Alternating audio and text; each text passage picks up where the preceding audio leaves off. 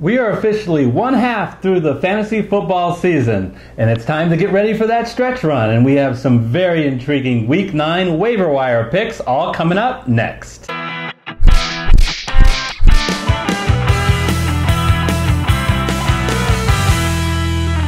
Hello everyone, I'm Eric Lee. And I'm Gary Kurtzman, and we are the Fantasy Football Consultants.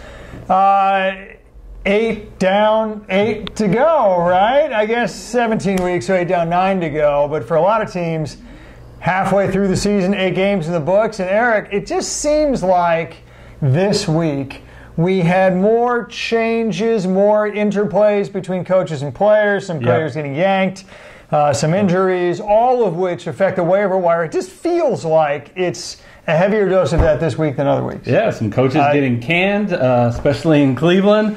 All of them, it looks like. Let's get right to it. Our number one waiver wire pick is someone we've been talking about for a while, but for some reason are slow to react. Look, folks, it is very rare in Week 9 to ever find a number one running back that's available, especially if it wasn't because of a recent injury. Yeah. Peyton Barber has been the number one running back on Tampa Bay all season. And guess what? He is available in more than 50, half the leagues, 46% owned. You got to jump on him. Gary, we've talked about it before. Ron Jones the second has been a disappointment. Now he's hurt, maybe out a couple of weeks, but I don't think it matters. I think Peyton Barber is going to be the Buck running back from here on out, and they've got a lot of their touchdowns so far in the air, but if they do get around the goal line, they're going to give it to Barber. And 19 carries this past week, 16 the week before. They use him. Yeah, look, he's a bell cow back. And there aren't that many bell cow backs in the NFL, and I get it. I'm not suggesting that Peyton Barber, frankly, is on the same talent level as most of the bell cow backs in the NFL. No. But the reality is this: the NFL is a land of opportunity, and Barber touches the ball literally 20 times a game. If that kind of player is available on the waiver wire, you snatch him up immediately. That is worth, quite frankly, that's RB2 material. And for an RB2 to be on the waiver wire, even absent injury, to me is just amazing. Last chance on him because we won't mention him in future waiver wire shows, so pick him up. The number 2, how about we just stick with the same team, shall we? Ryan Fitztragic, Fitzmagic, it depends on the week, folks. But there was nothing short of tragic for Jameis Winston. Look, the fact of the matter is both quarterbacks in their last game played threw for 4 interceptions apiece, leading folks to say, "You two clowns, listen to me very, very carefully. You have no idea what you're doing." It sounds like you got the microphone in the Buccaneers locker room with the coach talking to them. I can't. I'm sorry I had to do that, but really that was totally unwarranted. Here's the deal. They pulled Fitzpatrick very hastily. He had 3 incredible games. Fantasy-wise, all the first 3 games were over 30 points, fantasy-wise, and 2 of them were over 40. One of them was over 50. Okay? Now, what happened in the 4th game? They played the best defense to date in the National Football League. That's the Bears. Bear in mind, Khalil Mack was healthy. They were statistically the best defense in the NFL, and Ryan Fitzpatrick had 1 bad half against the best pass defense in football. And they yanked him. And you know what? They put in Winston. What's Winston done since then? Well, okay. 8 turnovers in 3.5 games. 8 interceptions. 10 turnovers total, including 8 in the last 2 games. And a quarterback rating that was a full 30 points lower than Fitzpatrick. Average yards per game, this is just passing, folks. 70 yards per game less than Fitzpatrick. They also had less rushing, so it ends up being more in the total. Bottom line is, Fitzpatrick has been the much better quarterback. Will Dirk Carter name Fitzpatrick as a starting quarterback? This is Monday that we're filming. I don't know. He's crazy not to. He's in the hot seat. He has to be worried about his job. Same goes for the general manager, by the way. And I can't imagine, with their jobs on the line, they can't put back in the most obvious quarterback, which is Ryan Fitzpatrick. So if you have an average quarterback and you want to stash Fitzpatrick, we're saying that's a pretty good move given his upside, because that Buck offense has some great weapons with tight end O.J. Howard, with Mike Evans, with Deshaun Jackson, who really has a Chris rapport Godwin. with Fitzpatrick. It is literally one of the most loaded receiver lineups in football. And they're even with all of this Jameis Winston nonsense with the 8 turnovers and yada, yada, yada, they are quite literally still the second best passing offense in football. Yeah. So incredible upside for the quarterback. As Eric said, stash Ryan Fitzpatrick. If he's your man, boy, will you be happy. And don't forget, the Bucs defense is horrible, so they are forced to pass a lot. Shootout potential, baby. So the third waiver wire pick we think he should be considering is Kiki Kuti, wide receiver for the Houston Texans. And Gary, he is owned by only 20% of the owners. I can't believe it. I just don't believe it. I don't either. So I think he had some standalone value even when Will Fuller was in the lineup. Now Will Fuller has torn his ACL. He's out for the year. Yeah. Now, I know Kuti is coming off a hamstring injury and may not play next week. But this is a long-term play for the rest of the season. Grab Kuti because, boy, should Deshaun Watson look sharp this year. And while most of the opposing defenses will be focusing on Hopkins, leaves Kuti with lots of opportunities. Yeah, and Hopkins even went out and said that he is a better receiver when Will Fuller's on the lineup, and he is a better receiver when Kiki Kuti's in the lineup.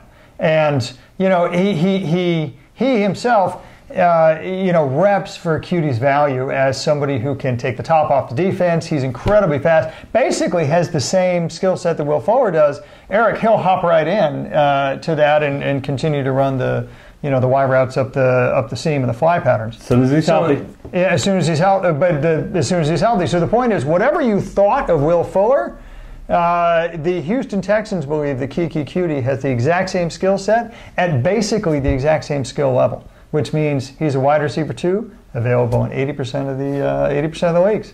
Run, not walk, to your waiver wire. Yes, as fast as Kuti can run, hopefully. Next on our list, we're going the tight end route because, frankly, the tight end on the waiver wire, that position has been a vast wasteland. You look at the tight end on the waiver wire and you hear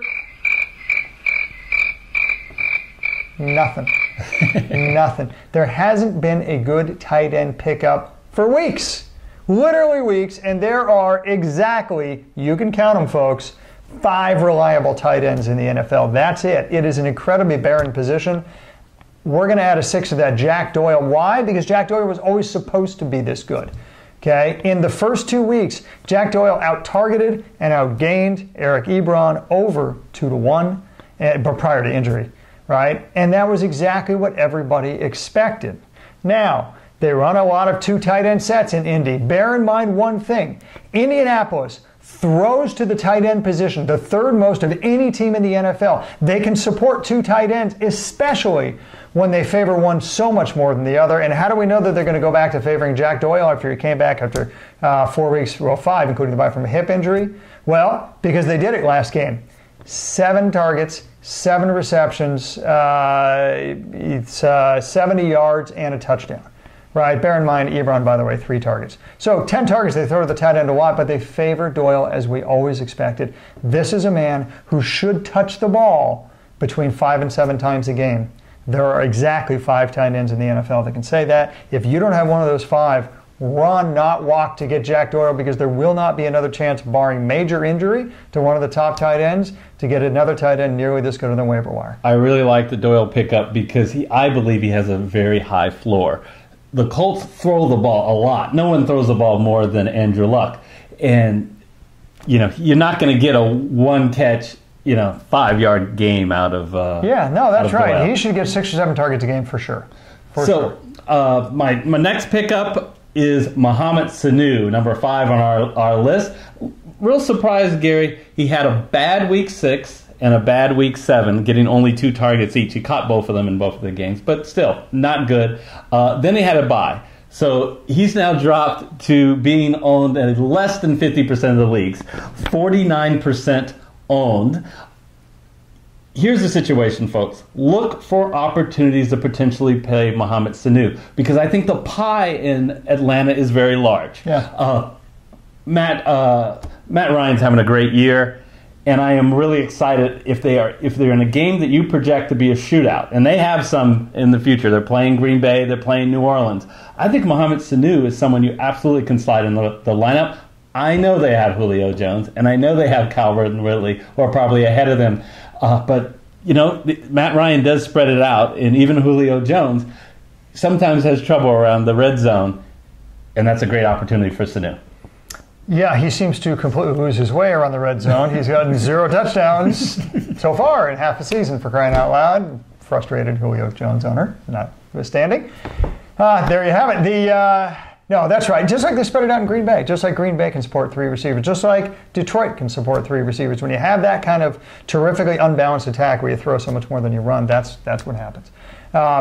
So let's drop down to, for at least for me, for my last final waiver wire pick, and that's Christian Kirk. Christian Kirk of your Arizona Cardinals, and I am here to tell you he is the wide receiver 1 on that team.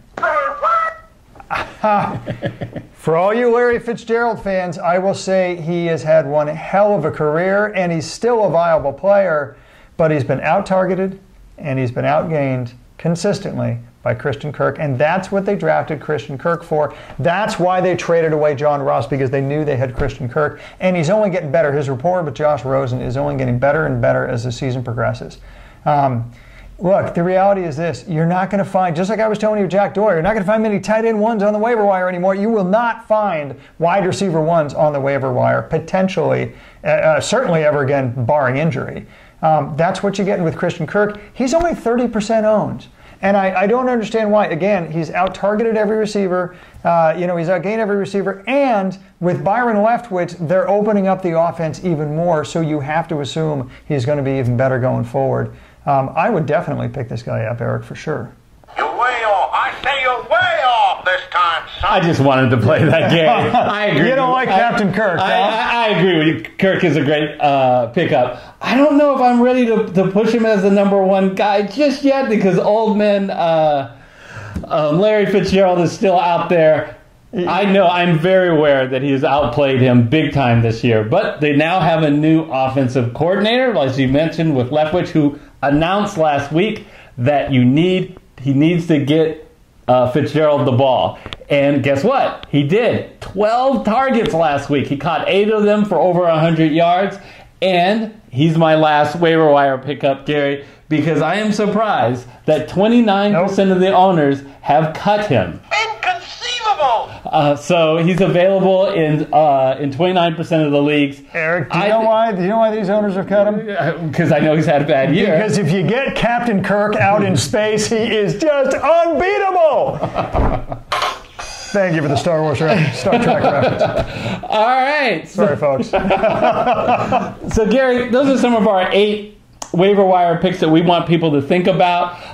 You know, I want to briefly talk about the Green Bay option. If you can figure out who the number 2 wide receiver is out there for Green Bay. Please tell us. Yeah, because you've got Randall Cobb, you've got Geronimo Allison, and you even got Marquez Valdez-Scantling. They're all unavailable in more than half the leagues out there, Gary. Yeah. If I had to push you, who do you think will end up being the second most valuable player behind Devontae Adams? Much like my analysis with Kirk, I would go the same thing in Green Bay and say who's been targeted more and who's gotten more yards. And so far, that's been Geronimo Allison. And so if I had to guess, I would say Geronimo Allison. But honestly, this is a tough offense to crack, and it just seems like it's based on matchups and who's ever open, and that's very hard to predict. And similar, I'll disagree again. I'll go with the old guy, Randall Cobb, who plays the slot, who has a long-time rapport with Aaron Rodgers. But that's your call. You decide if you can figure it out. So thanks again for joining us. If you're new to this channel and you made it all the way down to this video, please do us a favor and hit the red subscribe button, then the bell icon, so you'll be notified of all our future videos. And until our next video, we'll see you next time. We'll see you next time.